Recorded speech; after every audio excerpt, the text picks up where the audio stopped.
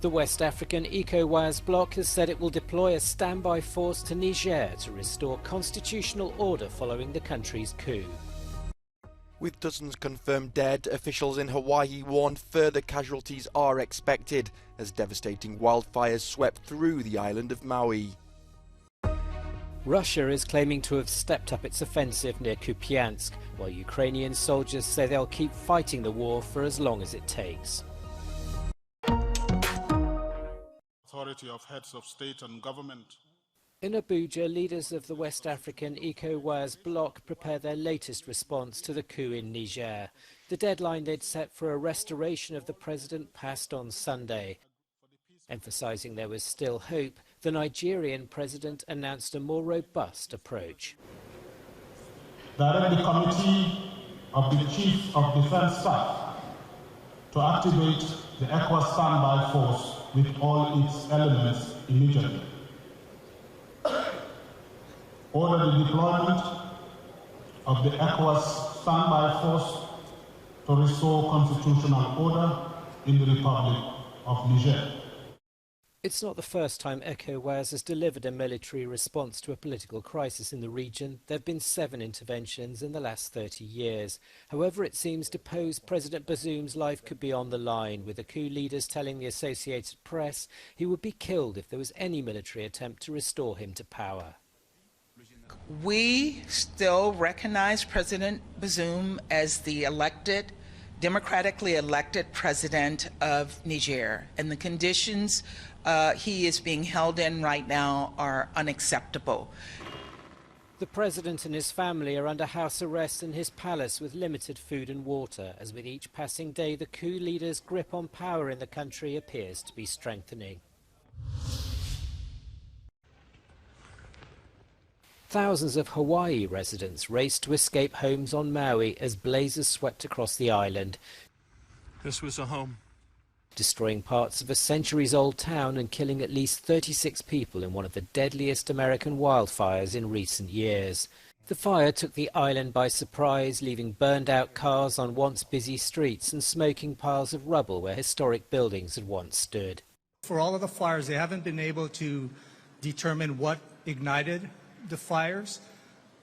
There's 3 conditions that we got from the National Weather Service. They call it a red flag alert. So that's dry conditions, right? So you got dry fuel, trees, plants. You got low humidity and high winds. The reason it spread so fast is there are reports of gusts of up to 85 miles per hour. So, you know, that is so fast, and that's why Maui County had such a hard time doing containment of the fire. And because the winds were so high, we couldn't provide the helicopters to do the water bucket support. In historic Lahaina, dozens of homes and businesses were flattened, including on Front Street, a favourite with tourists. As winds died down, some aircraft resumed flights, giving pilots a view of the devastation below. President Biden said he'd ordered all available federal assets to help the island.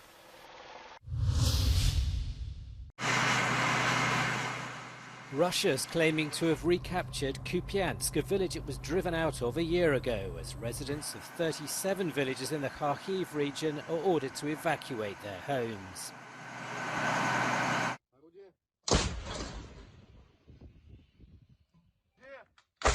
На Купянском направлении штурмовые отряды западной группировки войск в ходе ведения наступательных действий улучшили положение по переднему краю.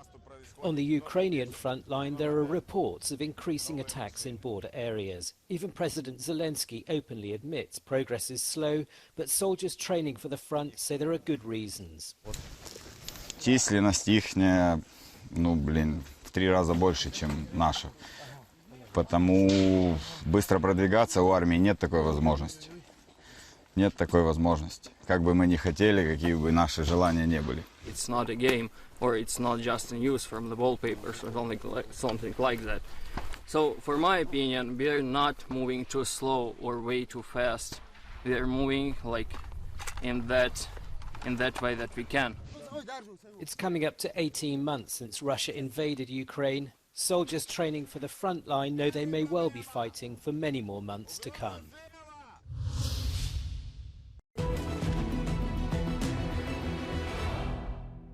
Speculations about the Wagner Group's withdrawal from Belarus suggest that aspects of the deal between Russian President Vladimir Putin and Wagner Group leader Yevgeny Prigozhin following Wagner's armed rebellion on the 24th of June have collapsed.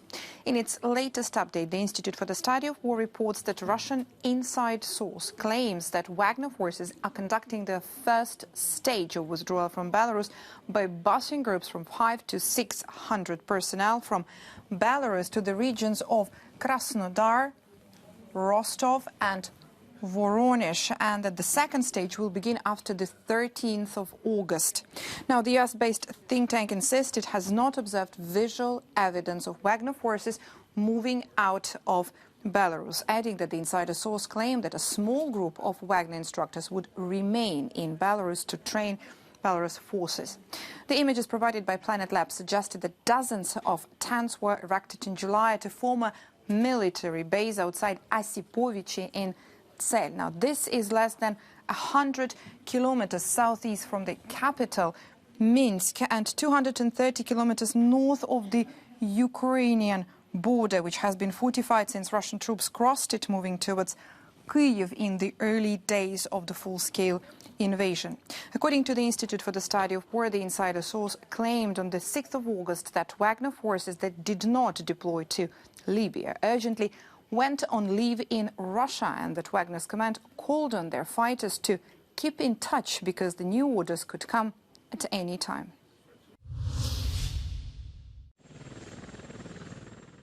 People in Norway are preparing for more flooding and destruction after facing the onslaught of storm Hans earlier this week. Rivers swollen by days of heavy rain carried large amounts of water through the country's mountainous southeast, where vast areas were either inundated or hit by landslides. Thousands of people living near waterways were evacuated, houses emptied and cars moved to higher ground. On Wednesday, a nearby dam partially burst after Norway's largest river spilled over and broke through the structure. Police said the situation is being continually assessed. Helicopters were on standby to help move people out of remote areas. Authorities said the flooding could last until Friday and major roads are likely to be closed for days. Both Norway and Sweden have issued orange and red weather alerts.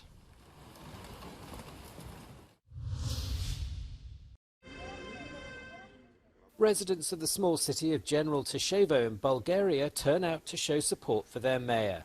He's been accused by European prosecutors of misuse of €169,000 in subsidies granted for improvements to municipal housing. After his release on bail, the mayor declared himself calm and ready to plead his innocence in court.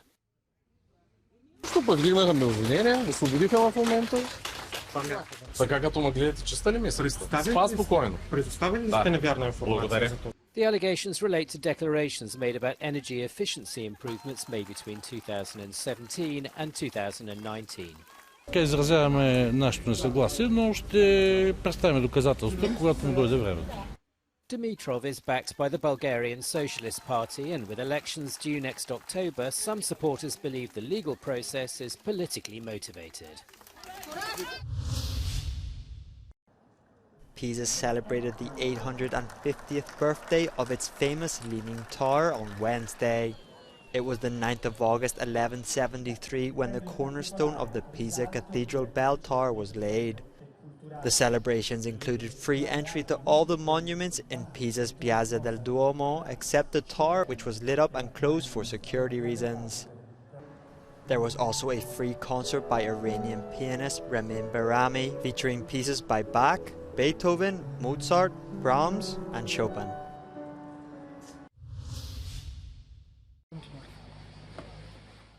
The fisherman's quick hands and sunburned face conceal the strong and noble soul of an environmental activist and an art lover. Paolo the fisherman, as everyone in Tuscany's Maremma area knows him, has been fighting against trawler fishing for almost 40 years. This type of fishing is illegal within 3 nautical miles of the coast and in protected marine reserves. Paolo's been fighting against the interests of big industry and the infiltrations of organised crime. Da tanti anni che non è cambiato niente, dove ci sono le riserve marine protette, tipo Giannutri, Montecristo, Isola d'Elba, Capraia, Pianosa. La notte ci sono delle imbarcazioni che spengono la IS con quintali di catena che devastano completamente i fondali. È l'ora che la politica scenda in campo. Trawler fishing in coastal waters destroys the Poseidonia, a marine plant providing the sea with oxygen, and it devastates the entire marine ecosystem with the disappearance of fish and the whole sea life cycle. Through his association, the House of Fish, Paolo the Fisherman managed to involve entrepreneurs and artists in the creation of a submerged museum, where the beauty of the statues laid on the seabed is actually preventing the trawler fishing and repopulating the sea. La lotta di Paolo il pescatore prosegue ininterrotta, con la stessa determinazione di 40 anni fa. Ha provato solitudine e sconforto, ma anche il sostegno di tante persone e delle associazioni ambientaliste internazionali. Adesso il suo progetto va avanti, non intende fermarsi perché il mare è un bene di tutti ed è fondamentale per la nostra sopravvivenza. Il mare è la mia vita e questo mi ha dato una grande emozione nel momento in cui dentro di me è scattato quella luce dell'arte nel mare, perché forse se avessi detto continua a mettere a mare blocchi di cemento, adesso nemmeno voi sareste qui, nessuno mi avrebbe ascoltato. Where there were only concrete blocks before, now there are 44 statues from famous artists, among them the British sculptress Emily Young. They're protecting the seabed from trawler fishing. Paolo wants to get to 100, and you can bet he'll make it.